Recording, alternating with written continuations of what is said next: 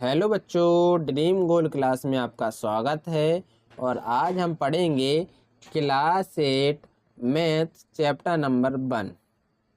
बच्चों, चैप्टर 1 का नाम है रेशनल नंबर्स, जिसकी एक्सरसाइज हम 1.1 को सॉल्व करेंगे। तो बच्चों, क्वेश्चन नंबर 1 है name the property under multiplication used in each of following.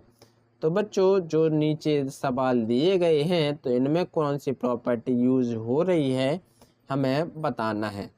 तो सबसे पहला सवाल है -4/5 गुणा 1 बराबर 1 गुणे -4/5 बराबर -4/5। तो देखिए इसमें बच्चों कौन सी प्रॉपर्टी यूज हो रही है। तो इसमें इस सवाल में प्रॉपर्टी हो रही है मल्टीप्लिकेटिव आइडेंटिटी। मल्टीप्लिकेटिव आइडेंटिटी इसमें यूज्ड हो रही है। क्यों हो रही है बच्चों? तो देखिए, this property state that when any rational number is multiplied by 1 the result is the rational number itself. तो इस प्रॉपर्टी में कहा गया है कि किसी भी रेशनल नंबर का मल्टीप्लाई हम 1 के साथ करते हैं तो वही रेशनल नंबर हमें प्राप्त होती है।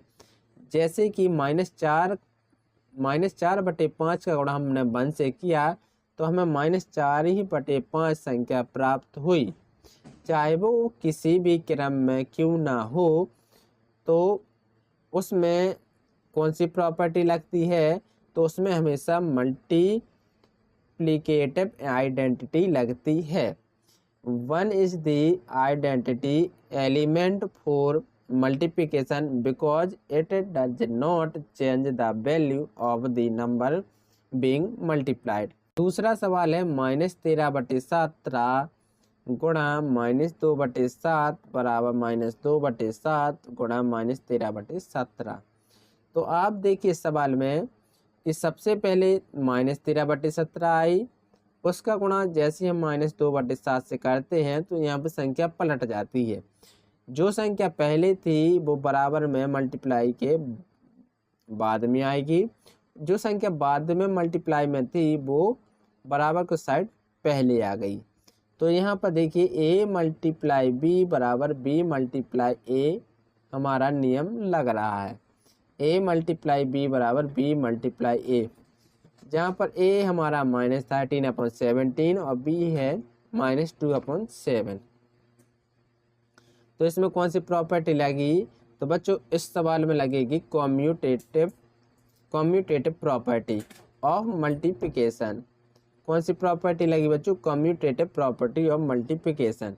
तो देखिए, this property state that the order in which two rational numbers are multiplied does not affect the product in general for any two rational numbers a multiply b बराबर b multiply a।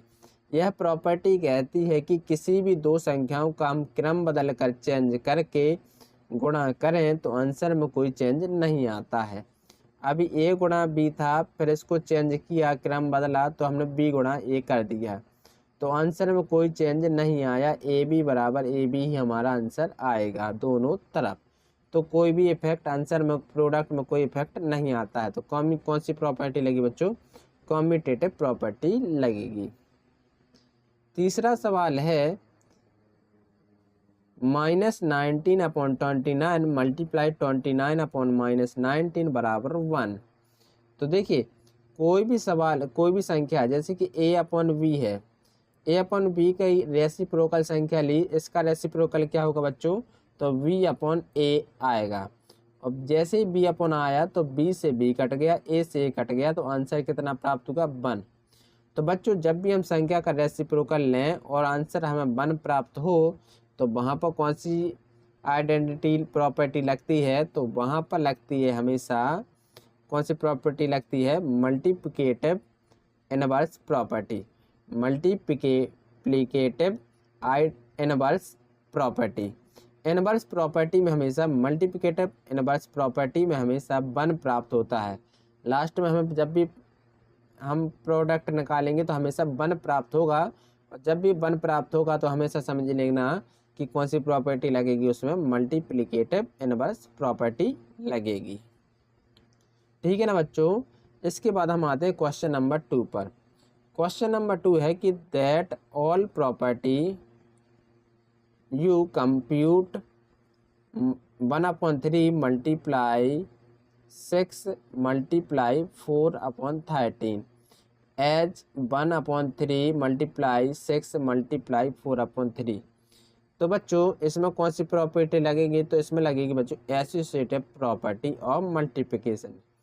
Associative property में हम बच्चों किन्हीं भी तीन संख्याओं में से किन्हीं दो संख्याओं का पहले मल्टीप्लाई करके हम सॉल्व कर सकते हैं। बच्चों हमारे सामने ये सवाल पहले से दिया है, तो अगर हम सबसे पहले 6 मल्टीप्लाई 4/3 को सॉल्व करें तो कितना आएगा बच्चों, तो 3 दूनी 6, तो हमारा आएगा बच्चों 8/3। फिर इसके बाद बराबर में अब हम सॉल्व करेंगे सबसे पहले 1/3 गुणे 6 को, तो 3 दूनी 6, तो 4 दूनी 8, तो 8/3। तो आप देख सकते हैं बच्चों हमने पहले 6 गुणे 4/3 को ग्रुप बनाकर सॉल्व किया। फिर इसके बाद हमने बराबर को साइड पहले दो संख्याओं का 1/3 गुणे 6 का ग्रुप बनाकर सॉल्व किया, तो हमारे आंसर में कोई चेंज नहीं आया। 8/3 बराबर 8/3 आया। चाहे तीन संख्याओं में से किन्हीं दो संख्याओं का पहले ग्रुप बनाकर सॉल्व करें तो आंसर में कोई चेंज नहीं आता है। तो बच्चों इसमें ग्रुप बनाकर हम सॉल्व करते हैं तीन संख्याओं में से दो संख्याओं का, तो कौन सी प्रॉपर्टी लगती है, एसोसिएटिव प्रॉपर्टी ऑफ मल्टीप्लिकेशन लगती है। अब इसके बाद क्वेश्चन नंबर 3 है। क्वेश्चन नंबर 3 में the product of to rational number is always rational number. यदि दो संख्याओं अगर दो रैशनल संख्याओं का प्रोडक्ट करते हैं तो हमेशा रैशनल नंबर ही हमें प्राप्त होता है। तो आई होप कि आपको ये वीडियो अच्छी लगी होगी, तो प्लीज़ लाइक एंड सब्सक्राइब करना ना भूलें। Thank you.